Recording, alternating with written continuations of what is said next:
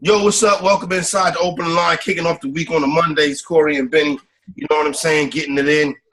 Overreaction Monday as usual. Benny, what's going on with you? Not too much. It was not the greatest weekend overall for me, Corey. I had a decent week in fantasy. Not a very good week in betting because of the Houston Texans not covering the teaser. The late touchdown, and they almost lost the game actually because they went for two there, but the late touchdown made it – I had the teaser at 1.5, and the late touchdown made it a 1-point game. So that one was a heartbreaker for me.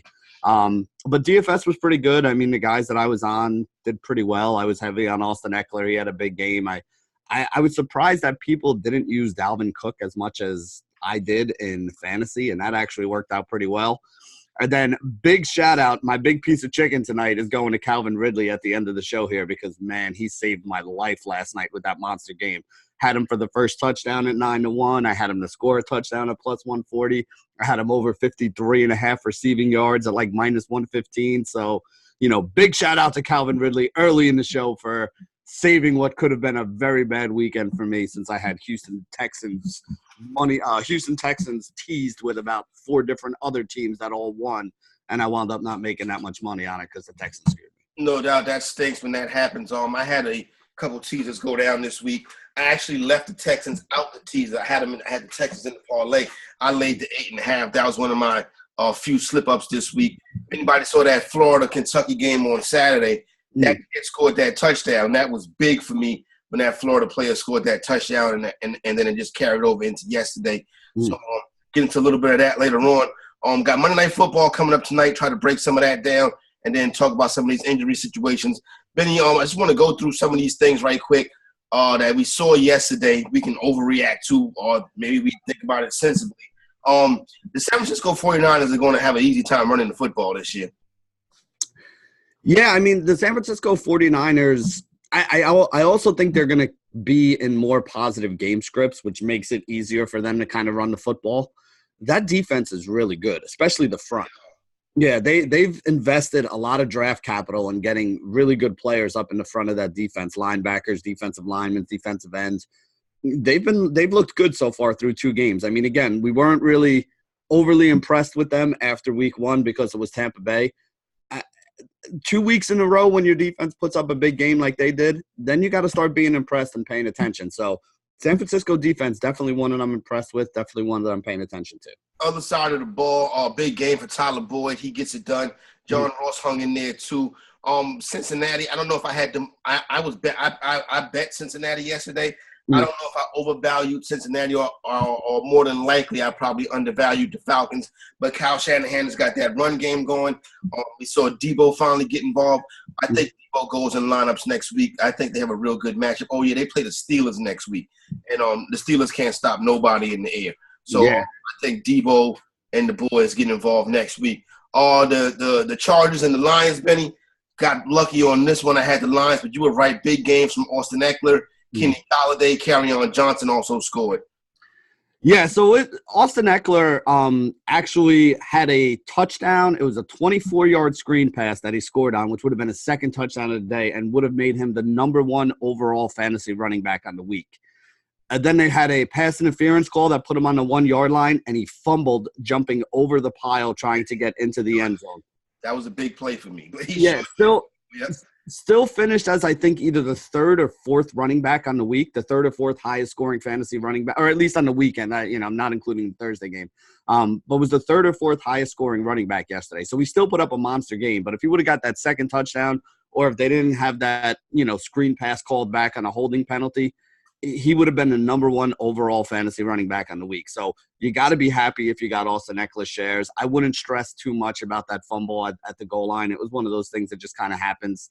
This guy is a baller, and he's going to be out there, especially in PPR leagues, on DraftKings, and any full PPR leagues that you're playing. And this guy is a stud. The other side of the ball, though, I'm a little worried about Keyshawn Johnson, Cory. It's not great. Yesterday he did score that touchdown. Right. It hasn't been second round so far. Yeah, and the thing is, like, he's not – we thought when they got rid of Theo Riddick that Keyshawn Johnson was going to just be, like, the complete workhorse, right? Like, 3-down running back out there every snap. he hasn't seen massive volume. He's seen the most volume on the team. So I'm not saying there's anybody else that's taking it from him. But we haven't really seen them feed him like we thought they would. We thought that Detroit was going to try to do what Minnesota is trying to do, where they get away from the pass game and become a run-heavy team behind Keyshawn Johnson.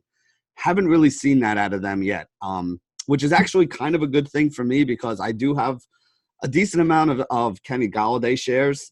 Again, I also have a lot of Marvin Jones shares. Kenny Golladay is clearly the number one wide receiver there. Like, I would much rather be overexposed to Kenny Golladay here than Marvin Jones. You know, we talked about that. Dolan, no catches yesterday. Hawkinson, not a big game either. Yesterday was Golladay. I think, Benny, for the most part, you're going to struggle trying to figure out what this team does week in and week out. They're going to be game script dependent when you're trying to figure out what they look like. What I will say is I think you could play the long game with Carry-On, but you don't want to play the long game with somebody you drafted in the second round. You want them to go now. Right. Well, that's the thing. I mean, you know, if you took him in the second round, he's an every week starter for you. Like, that's probably what he is on your team. And I don't think that he's a bad starter. Like, to me, though, right now with his usage, he's more of like a flex. When you draft a guy in the second round, you want him to be your RB1 or your RB2. I don't know if he's there yet. To me, he's a back-end RB2 flex option. He's good, but there are other guys that you know, if we did a redraft right now, I would probably put well ahead of him. Yeah, I think I would agree with you on that.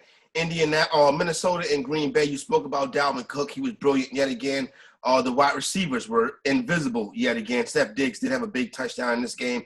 So, and one called back. He could have had two in this game. He had another one called back, too. It wasn't horrible in the game where you saw Kirk Cousins throw the ball more. Listen, what are you going to do? You got to man up. You can't start benching Adam Thielen and Steph Diggs. No. That's what it is at this point. You know what I'm saying? What I will say is Kirk Cousins is going to continue to hinder this Minnesota Vikings team. They had a chance to take a lead late in that game, and this idiot throws one of the worst interceptions I ever saw in my life. On the other side of the football, Aaron Jones got going. Jamal Williams still in there. Devontae Adams did his thing. And for everybody that dropped Geronimo Allison after week one, he catches a long touchdown. Yeah, I was glad he had that long touchdown. He wound up on a couple of my best ball teams, even though he didn't do much more besides that long touchdown. Yeah. At least he did that. The Aaron Jones thing I wanted to talk about, though, Corey. I mean, I know Jamal Williams got the first touchdown on a pass that he wound up taking into the end zone, and that's fine. But you finally saw the volume for Aaron Jones. That's the thing that I was happy about. In week one, it looked like it was basically a 50-50 timeshare between those two guys. And I was like, oh, no, don't do this, because anybody who took Aaron Jones was expecting him, worst case scenario, to be 60-40. And I think more people were expecting it to be more like a 75-25 kind of split where Jamal Williams was just in there to kind of spell him every once in a while. I think that's kind of what we saw yesterday. We saw them kind of go with Aaron Jones as the main guy. You know, I think it also had something to do with the opponent as well.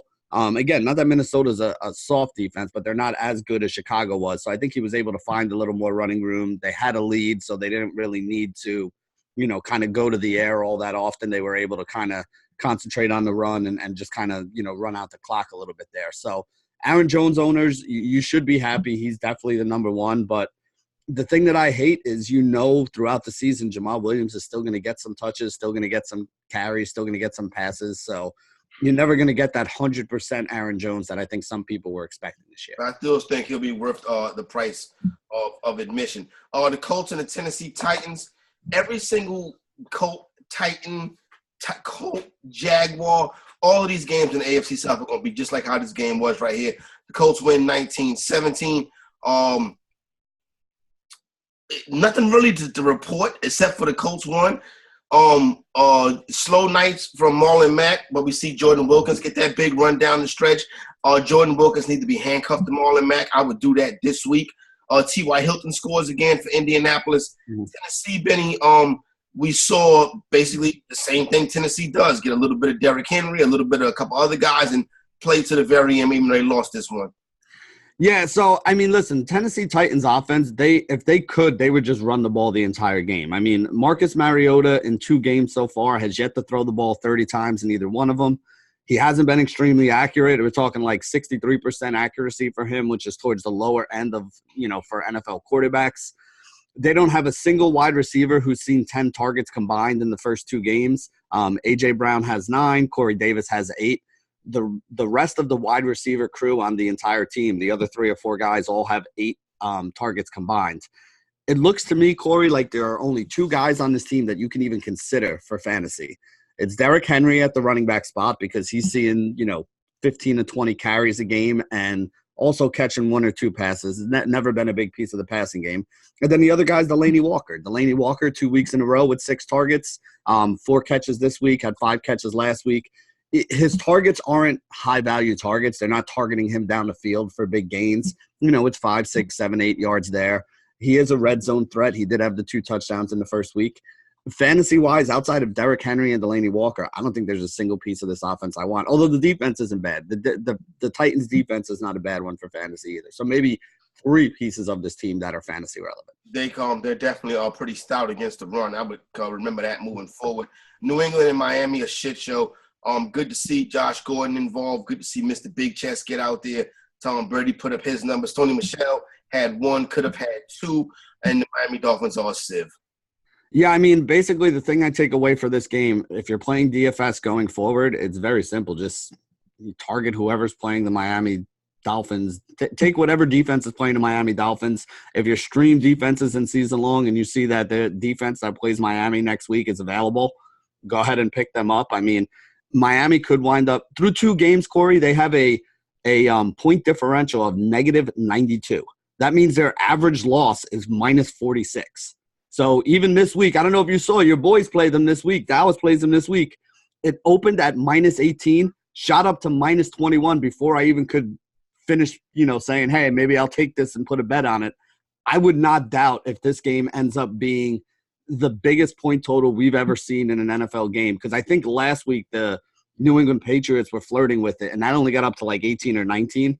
Against Dallas this week, they could be above 20. I think that might be the biggest point total ever in NFL history. The thing with that, when I first saw that line last night, I didn't see it at 18. I saw it at 21, and I thought to myself, my God, I wonder where this is going to go. One thing about the Cowboys are a public team. So you got to be careful with that. But a public team that consistently covers numbers, that's something to watch out for, because that means it's a pretty good team. And now you're starting to see the Cowboys lay, not really the Cowboys, teams going against the Dolphins laying college numbers. This is their first road game, Benny, for Miami. So there you go right there. That's the crazy thing is the Patriots were 20-point favorites, and they were on the road. Yeah. They were on the road. They were 20-point favorites. I can't imagine what that spread's going to be when Miami has to go up to New England in the cold weather and play them up there. That might be 30. That might be ridiculous. Oh, it gets crazy. Buffalo and the Giants. The Giants, oh, man, I tell you what. Let me talk about Buffalo. Frank Gore, Devin Singletary, and Josh Allen all scored touchdowns. I'm a big Josh Allen fan. John Brown led the team in targets. You got what the Buffalo Bills do. You know what I'm saying? My biggest takeaway from this game, Corey, is the New York Giants defense is horrendous. This is a defense we should be picking on in fantasy all season long. Dallas tore them up in week 1, but Dallas was a good offense, right? Like, we really thought Dallas they looked good. They got good pieces. They got good players. We were fine with that. Buffalo is not really considered a great offense. The Jets, who really don't have the greatest defense, locked them up in the first half last week until C.J. Mosley got hurt. And then even in the second half, they held them to 17 points. The thing that I look at when you look at bad defenses that you want to target for fantasy is the sustainability of drives, right? Buffalo had like 4 long drives, like 70, 80-yard drives that ended in points against the Giants. And that tells you that a defense can't stop anybody. They don't create pressure. They don't have good cornerbacks to stop the pass. They're not shutting down the run. Like, there is nothing about this Giants defense that scares me. So there's going to be a lot of games against Washington, against Dallas, even against the beat-up Philadelphia Eagles, where I think we're going to be, as much as we try to target defenses against the Miami Dolphins, I think we want to target offenses against the New York Giants this year. Yeah, it's going to be tough for the New York Giants. You see, I have to believe that Benny Fowler led them in targets yesterday. That screams Eli Manning all over it. They're still going with him, but it's going to get tough moving down the stretch. Seattle and Pittsburgh, the Seahawks are so tough. They come out there, they get the victory. Will Disley with 2 touchdowns. I'd be careful chasing those 2 touchdowns from Will Disley. Rashard Penny breaks the long run. Chris Carson, 4 yards a pop. The Steelers' defensive line can't stop the run. We finally saw the Big 12 target game from Tyler Lockett, and he responds. The kid DK Metcalf is getting it done, too. He scores a touchdown, Benny. Big story in this one, though. Ben Roethlisberger said, oh, shit, this team sucks. My elbow hurts. They're not going to put this one on me. I'm hurt. Go call a kid. You know what I'm saying? But we're going to see what's up with Big Ben in this arm. Yeah, I mean, listen, we have a couple quarterbacks that we'll talk about. Maybe not today, maybe tomorrow, because there's a lot of guys getting MRIs and stuff done today. But we had a couple big-time quarterbacks in this league that went down this week. A couple young guys that are going to be stepping into some pretty nice roles with some decent offenses around them. Roles that I would think are better than the ones that Gardner Minshew and Jacoby Brissett have already stepped into. Places where people already blew all their fab trying to get those guys. I think I'd rather have the New Orleans Saints weapons or the Pittsburgh Steelers weapons than some of the weapons that these other guys are dealing with. So this is why I said you don't blow all your fab in week 1, because guys get hurt in week 3 and week 4 just as easily as they get hurt in week 1. And now you may not have to blow your entire fab to get another quarterback coming in, with some of these guys that are going down right now. The Steelers showed flashes. They played a better game than they played. I think adding Rudolph could have been somebody that helped them, put a little spark in the team. We saw James Conner get that touchdown, but he only had 33 yards rushing. Yeah. Smith-Schuster was 5 for 84, still waiting for him to hit pay dirt. The Vance Mcdonald guys, you got 2 touchdowns this week. This is a team, Benny, that next week could be out of no Antonio Brown, no Le'Veon Bell, no Ben Roethlisberger. Yeah, no triplets, right? That was for the longest time, that was the triplets. That was the guys carrying them. I mean, listen, I didn't think Juju played bad. I thought it was a decent bounce-back spot for him. You got to look at it this way, though. I mean, with Mason Rudolph versus Ben Roethlisberger, at least in my eyes, I'm ticking down everybody on this offense a little bit. Maybe that's wrong. I know there's a lot of Ben haters out there, but Ben has also put up some pretty big games. So, Vance McDonald had the big game here. If you're going to chase a 2-touchdown game, chasing the 2-touchdown game for Vance McDonald seems to make a lot more sense to me, Cory, than chasing the 2-touchdown game from Will Disley or Tyler Eifert or, some of these other tight ends that had big games here. Vance McDonald is a guy who I think does actually benefit from Mason Rudolph being in there because he's a big target, big friendly target for a young quarterback and, somebody that I think this offense is going to need to use more, especially because our boy Dante Moncrief sucks. And I really think that James Washington switch to him as the number 2 receiver with Moncrief playing a secondary, tertiary kind of role in this offense is going to happen sooner rather than later. I was told yesterday, I was told yesterday, I'm not ever going to let you talk me into drafting Dante Moncrief again. I said, don't put that shit on me. Listen up. Dallas Cowboys and Washington. Cowboys moved to 2-0 on the year. Dak Prescott throws for 269. I think he ran. He had a 69 yard. He ran for 69 yards. Once again, another solid effort from Prescott. Ezekiel Elliott starting to get warmed up. He goes for over 100 with a touch. As far as the targets go, Michael Gallup took the lead in targets. Jason Witten, Amari Cooper, and some cat named Devin Smith all get in the end zone. On the other side, Benny, with DC, you know what? Maclaurin and Quinn and Chris Thompson, they're not bad pieces to add if they're out there. No, not at all. I mean, I played Terry McLaurin in DFS yesterday. I sat him, Benny, for Jamison Crowder tonight. Yeah, I mean, I don't think that's bad. I would have taken Crowder too because Crowder's in line. And again, he's not going to see 17 targets again. Well, I don't know. Maybe he will, but I would think that he's still in line for 7 to 10 targets today. So I'm fine with that. About what Crowder is, he could have been Darnold's guy. Maybe Simeon is like, I'm just going to spread it around. Yeah, it could very well happen, but I still think that the short passing game is what the Jets are going to be using, especially today because you got Denzel Ward who's going to be lining up with Robbie Anderson on the outside. That's not really a good matchup for Robbie Anderson. It's another kind of top corner in the AFC, which kind of leads you to believe that Crowder is going to be the guy who sees the targets, at least, at this point, because the guy on the other side at this point is Demaryius Thomas. So, Crowder does still make sense here, but I agree with you. I mean, Terry McLaurin If he wasn't picked up in the league that you're in, you need to go get this guy. I mean, he is a legitimate wide receiver in this league right now. And then Chris Thompson, like I said, Chris Thompson in games. Here's what's going to happen now, because you got Darius Geis is going to be out for about 6 to 8 weeks, right? So in the games where you think Washington could have a lead, those are the games where Adrian Peterson is going to be a viable start. He might get 15 touches in those games, probably all going to be carries, and he could get in the end zone 1 or 2 times.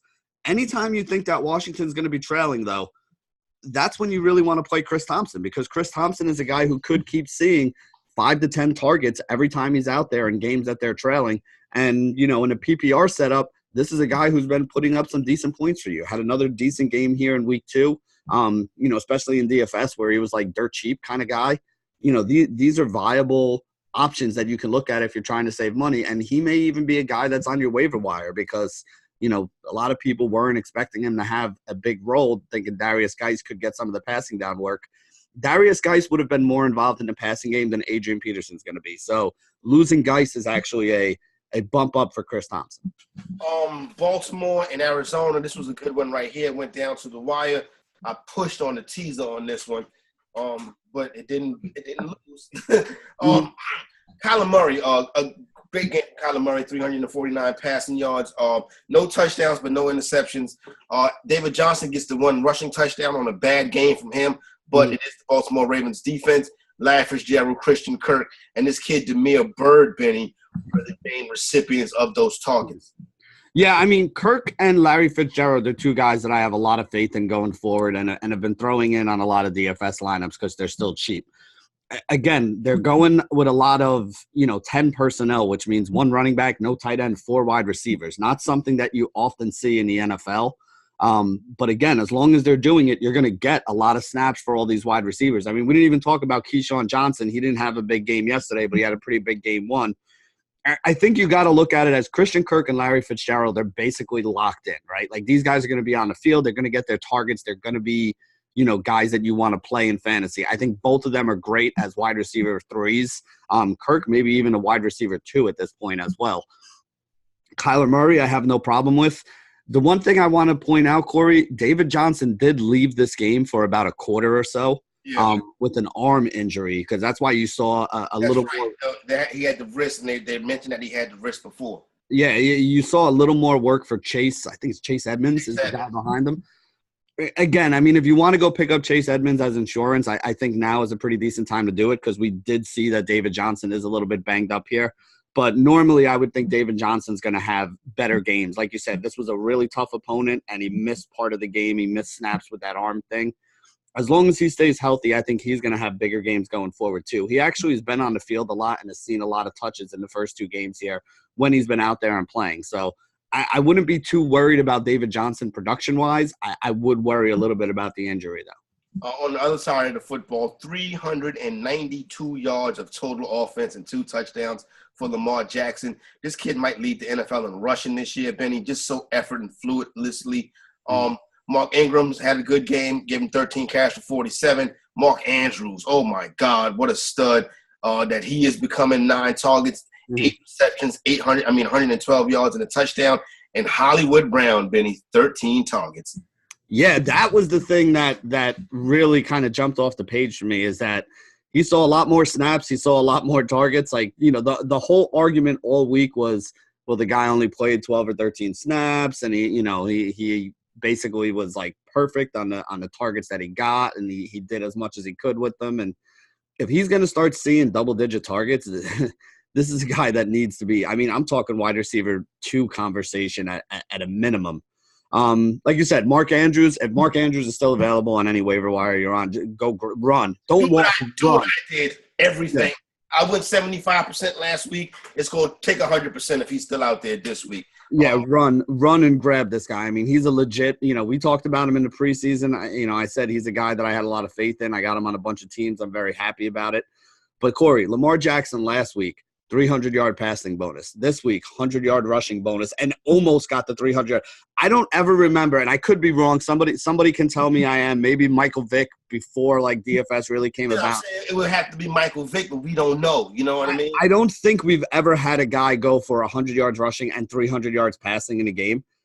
at some point this year, Lamar Jackson's going to do it. And on DraftKings, where you get a bonus for hitting both of those things, dude, he's going to have a 50-point ceiling one game. He's going to have a 50-point game at quarterback this year, which is crazy. I don't know when it's going to happen, but I think there'll be a game. Because yesterday he did what? He ran for 120 and he threw for like 275, right? So almost hit it. Yeah, I mean, you're really talking one more – 100 yards of total offense. Yeah, one more decent 20-yard reception, and he would have done it yesterday. So this guy's an absolute stud. I don't see anything slowing him down. He's matured from last year to this year, become a better passer. His legs are still fine. He's still going to be able to run. You know, Lamar Jackson, a guy that we talked about a lot in the preseason, if you have no shares of Lamar Jackson, I'm sorry, whoever has him in your league is probably going to beat your ass. No doubt. A shit show in Houston. The Texans come up short. Well, they win the game, but for bettors, they come up short 13-12. Deshaun Watson didn't look that great yesterday. No touchdowns for him. Not a big game for Hopkins. Will Fuller had a couple catches. Kenny Stills is an interesting name. I would keep an eye on the waiver wire. On the other side of the football, Jacksonville, Minshew can run this show, and he threw a touchdown. You know what I'm saying? DJ Chalk still had a big game. Chris Conley still, listen, the offense is not going to die. One thing I do want to mention about this, Carlos Hyde, 20 carries, 90 yards. Carlos Hyde is very fantasy viable, and the Jacksonville Jaguar wide receivers continue to be, even with Gardner Minshew. Yeah, I hate to say it, but the Duke Johnson love that a lot of people had, I think we were a little bit too high on Duke Johnson. Don't say that, Benny. I don't want to, Cory, because I was one of those guys that was like, all right, we got to have some Duke Johnson shares, and I got some Duke Johnson shares. But like you said, 20 carries for Carlos Hyde. It looks to me like Carlos Hyde is the running back. And yes. Duke Johnson is going to get some carries, but Duke Johnson is going to be the third down back kind of guy, the guy that's there when they're trailing. And I like this Houston team, and I don't see them trailing in a lot of games this year. They've had some of their tougher opponents already, at least defensive-wise. Carlos Hyde, I'm begrudgingly telling people now, I told people to take him early in the year because I thought he was going to be the backup in Kansas City, and I was dead wrong on that. But if you had him in best ball, Carlos Hyde has magically reappeared as a viable option in some of your best ball teams. The only reason I know that, Cory, is because he popped up on a couple of my early best ball teams yesterday because of the 90 yards rushing that he had there as a guy who made it in my flex spot in one or two leagues. No, I don't really like it, but Carlos Hyde should not be on the waiver wires if he's on the waiver wires in whatever league. Carlos Hyde is a guy that should be playing. Getting to run through the 4 o'clocks right quick, Benny. The Chiefs explode in the second quarter for 28 points. Everybody got it done. Demarcus Robinson is a name that's going to be coming off the waiver wire this week. And on the Oakland side, Josh Jacobs was still good, didn't score this week. Waller, Tyrell Williams got the touchdown. Hunter Renfro got 8 targets this week. He's a name, Benny, you can start seeing hop off the waiver wire. Yeah, Renfro is a Cole Beasley, Adam Humphries kind of slot guy, Randall Cobb. Like, he's in with those guys right there. I don't think there's a lot of upside for him. In PPR, he could be somebody in deeper leagues that you kind of look at here. Again, Jacobs is probably somebody that was already drafted. I think we're going to see this kid be, the main guy. Although, listen, yesterday he had one really big run, didn't do much else, really wasn't involved in the passing game at all. So I am still a little bit worried about, how much involvement he's going to have in games where they're behind. He's still going to handle most of the running stuff, and he'll definitely get all the stuff inside the 10-yard line. So at the very least, you got touchdown equity with him. Tyrell Williams, I love. That Waller, I love. I think both of those guys are there. Probably was a little too high on Derek Carr. Was hoping he would put up a little more here. But you mentioned DeMarcus Robinson. Mecole Hardman is probably already a guy that a lot of people picked up last week because everybody kind of was hyping him as the guy that, was going to take over for Tyreek Hill. DeMarcus Robinson, though, may be on your waiver wire somewhere. And if he is, this is a guy that needs to be on the team because DeMarcus Robinson has always been a good wide receiver, Cory. He's, even before – the situation with him as like the 4th or 5th wide receiver in KC. He's always been a guy that's popped in preseason. Anybody who plays preseason DFS knows the name already. And with the role that he's going to have with this team right now and the way they throw the ball down the field, DeMarcus Robinson is a wide receiver 3 at the very least going forward until Tyreek Hill comes back. Chicago and Denver, you David Montgomery owners are glad to see 18 carries and a touchdown. So that's good right there. He also caught a pass. Good to see him get back involved in the offense. Well, not back involved, but good to to lessen your worries. Mm-hmm. I don't have Sutton anywhere. And it may end up being a mistake. Allen Robinson, his 7 targets. This offense, it's going to be weeks when you're dealing with the Chicago Bears that you're going to be like, oh, God, what the hell is Trubisky doing? This week, it worked. Pinero hit the big kick. Emmanuel Sanders on the other side, big 13 targets and a touchdown. These are 2 teams, Benny. You kind of know what both teams are offensively, a slugfest. I didn't have one dime on this game, but the Bears do get the win, but the Broncos cover the number. Yeah, I mean, fantasy-wise, like Allen Robinson, I think is in play. Tyreek Hill, Tyreek Cohen, if you have him, is he doesn't. The thing is, like, he's not going to have big game. Like, he's not going to have consistent production. He may have a big game here or there, get in the end zone. Probably not a lot that you love there. Didn't see much of Mike Davis here. It looked like Montgomery was the lead back, which is nice to see for the David Montgomery owners. On the other side of this game, I really do not like the running back situation here. I think Royce Freeman and Lindsey are basically a 50-50 split. And if anything, I can't even tell you which one of the 2 I like more. It's just neither one of them to me, as long as both of them are getting touches, are viable. I do like a little bit of the passing game, though, which is crazy for me to say. I agree. As crazy as that, you're right, Benny. I do like Sanders and Sutton a lot. Those are the 2 guys I was going to mention. I mean, Sanders to me is number 1, but Sutton's not far behind. I think Sutton is a flex wide receiver 4 kind of guy that you want to have around on your team, especially when bye weeks start hitting. He'll be a better option than some of the other scrubs you'd have to roll out. And Sanders, I think, is going to be viable. I mean, I don't expect this Denver team to be playing with leads very often. I mean, if you couldn't play with a lead against the Chicago Bears, when you play some better offenses, as good as that defense is, when you play some better offenses that put some points up, if you guys can't score, you're going to wind up playing from behind. And I think that's what's going to happen. So I think Emmanuel Sanders is going to have a bigger year. He looks completely healthy and completely back from his, ACL tear that kind of kept him out there. So, Sanders is a viable option going forward. Somebody I wish I would have been higher on in preseason drafts. I believe that was an Achilles for Emmanuel Sanders. Achilles, okay. Which is even more amazing, especially at his advanced age. Well, he ain't 70, but you know what I mean. The Saints, they got trouble. Drew Brees gets hurt yesterday. Bridgewater comes in. I think moving forward, if Bridgewater has to take over, I think he'll be fine. I think you don't have to worry about your Saints options too much. We still saw big games from Mike Thomas yesterday. Kamara kind of got bottled up. The Rams are a very good defensive football team. Their defense is what makes the Rams, not their offense, in my opinion. The offense is a nice compliment. Jared Goff does his thing. Gurley gets in the end zone. We see another 9 targets for Cooper Kupp going crazy, Benny. I hate to say it because I've been anti-Rams, but the Rams are the real deal. They're legit, and they're going to be right in the mix again in the NFC. Yeah, I hate them for fantasy, though, because there's just so – outside of Kupp that you don't know. Yeah, there's so many. And Kupp actually had the touchdown called back yesterday. They called him down at the 1. He almost had a touchdown, so that day could have been even bigger. He's probably the top receiver that you want on this team, but again, Cooks was involved. Woods was involved. Woods actually had a big run that got called back. I think he might have even gotten in the end zone on it. It was like a screen pass that he took, and they called that back. So any given week, any one of these wide receivers can kind of pop, which sucks for fantasy that you got to kind of figure it out. But like we said, there's going to be – You knew that going into draft day. You knew that. Yeah, exactly. And even for DFS, I mean, we talked about it last week when we were going over DFS options is one guy's going to pop, one guy's going to have a good game, one guy's going to underperform. So this week, Woods underperformed, Cooks had a good game, and Kupp was the one that popped. And unfortunately, that's what it's going to change every week is which guy goes off and which guy doesn't. So that's a problem. Gurley looked pretty good. You know, again, I think we overreacted a little bit to the, Malcolm Brown touchdowns. Yep. If you have Darrell Henderson right now, Corey, to me, you drop him.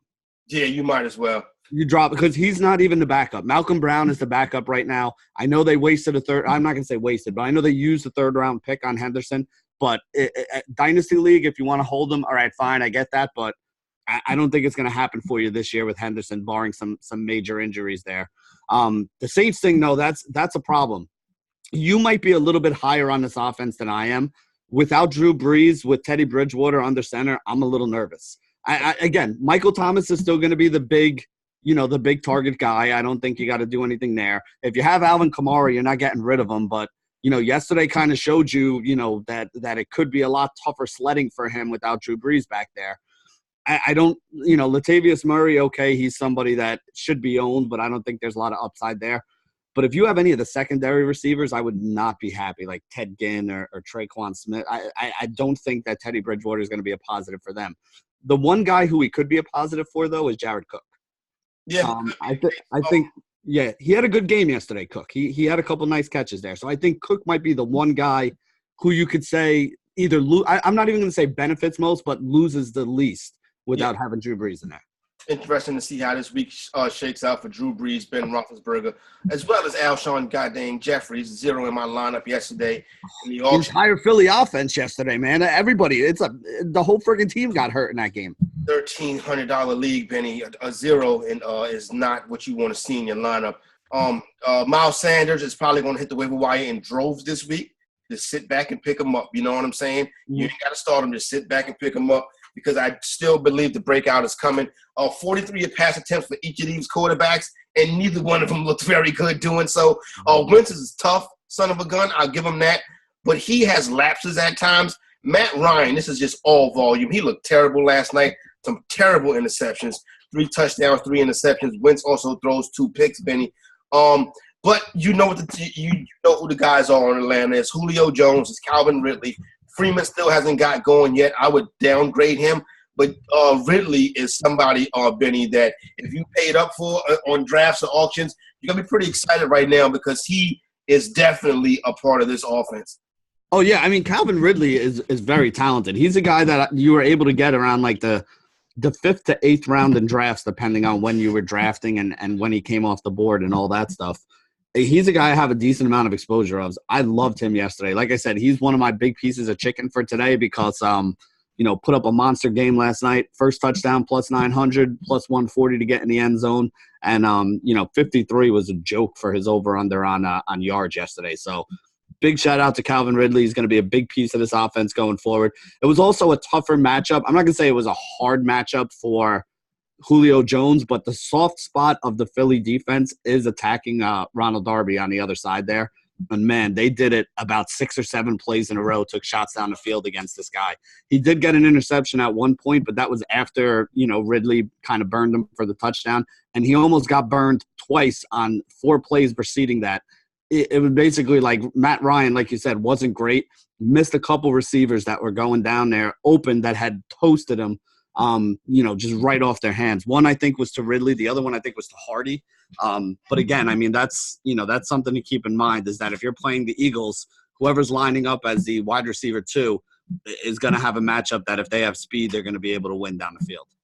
Nelson Aguilar is a name that could be hot on the waiver wire this week. 11 targets, 8 receptions. Should have been 9 receptions and 2 touchdowns, but it was 1 touchdown instead. So he had a critical drop down the stretch of that game, Benny. But I would tip expectations if Jeffrey and these guys and Deshaun Jackson are back. We saw the big game last night from Aguilar because those guys weren't there. Also saw a 16-target night from Zach Ertz. But we got to see what happens with Jackson and Jeffrey before we can get a full scope of what this offense is going to look like. And I would continue to sit still and be patient with Miles Sanders. And remember, he's going to probably hit the waiver wire in droves. But Benny, before we give out a big piece of chicken, what do you got tonight for Monday Night Football? What do you think? Yeah, I mean, my Jets are playing. Listen, without Sam Darnold, with Trevor Siemian in there, I think the Jets' offense is going to be very watered down. So you're going to get a lot of short passes, and you're going to get a lot of Le'Veon Bell. So I think Le'Veon Bell benefits the most. I think Jamison Crowder is going to benefit as well. Like I said, tough matchup on the outside for Robbie Anderson. So any of you guys that are Elite Fantasy subscribers, I'm about 3/4 of the way done with the football write-up right now. So it should be up sometime midday today before the Monday, Thursday slate and the showdown slates and all that start tonight. So I don't want to get too much into it, but if you want all my thoughts on the Monday night game, make sure you get over to Elite Fantasy, sign up. Use code Benny5 and you'll get a 5% discount on the sign-up too. There you go right there. I like the Cleveland Browns tonight. I think I would play the Odell to score a 2-touchdown prop. Mm-hmm. And on the other side, the New York Jets team total is 19.5. I'll take the under on that one. I don't think the Jets have 20 points in them tonight. Benny, we might as well, our big pieces of chicken go to a group of players. You like Calvin Ridley. I'm giving mine to Julio Jones, that explosive play to end the night last night. So Calvin Ridley and Julio Jones, you got big pieces of chicken coming your way. We'll put some hot sauce on it. I think that's it, right, Benny? Hold on. I want to give out one more big piece of chicken, Cory. I want to give it out to all our listeners and all the people who subscribed and signed up here. Coonies, what up? Yeah, I don't know if I told you this, but over the weekend we actually crossed some threshold that YouTube has where, you know, they let you become a quote unquote YouTube partner. So unfortunately, the bad thing is they're starting to run some ads on our, you know, on our live streams because we get so many viewers and we have so many viewing hours and subscribers. So sorry for you guys that have to sit through that 5-second ad at the beginning there, but it's a good thing for us because that means that, you know, YouTube wants us to keep doing what we're doing and wants to partner with us because they can sell advertising, which is, you know, basically what YouTube does. So shout out to all our subscribers because without you guys, we wouldn't be at this point right now. And we're just getting started, Cory. 1,000 subscribers in 4 months is nice, but we're going to have a much bigger number than that by the time we're done with this show. Next 4 months will be even bigger than that. For my main man, Benny Ricciardi, Cory Parson, the fantasy executive, the opening line, we are out.